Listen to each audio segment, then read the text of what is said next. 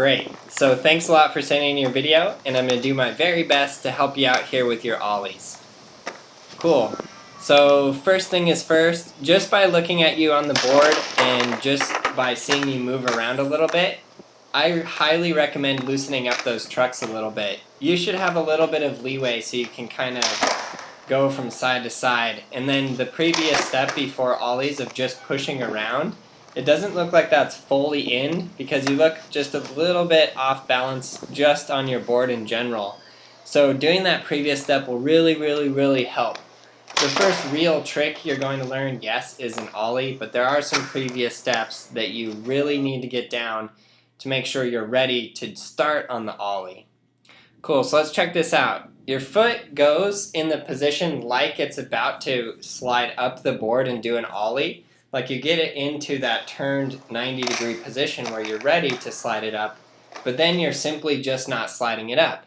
So watch your front foot. Right here, it needs to slide up that board, and the grip tape needs to grip on the upper side of your shoes, and that is going to cause damage to your shoes.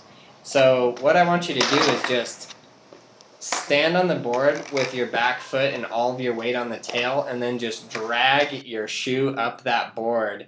Drag it up that board until you have marks on your shoes and it's starting to wear, and then you'll really get a better idea of which part of your shoe is supposed to drag and how much force of drag that really takes.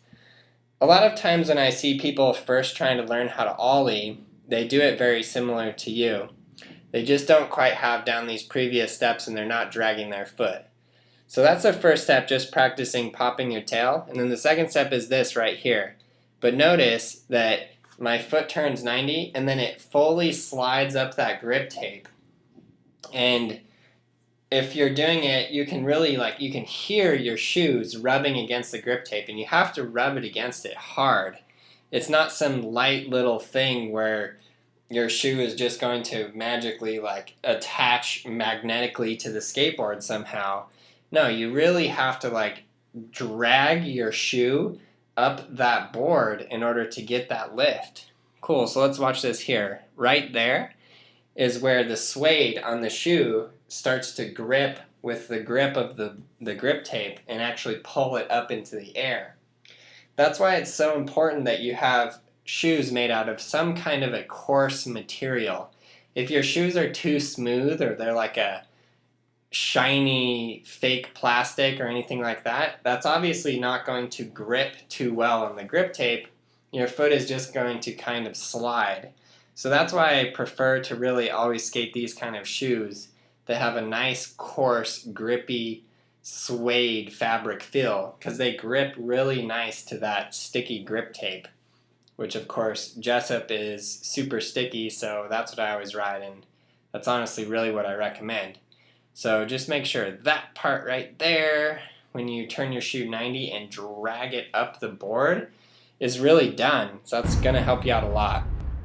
Cool. For any of you guys mastering the basics of skateboarding or beyond the basics of skateboarding, click the red annotation, go to the webpage, and get Skateboarding Made Simple.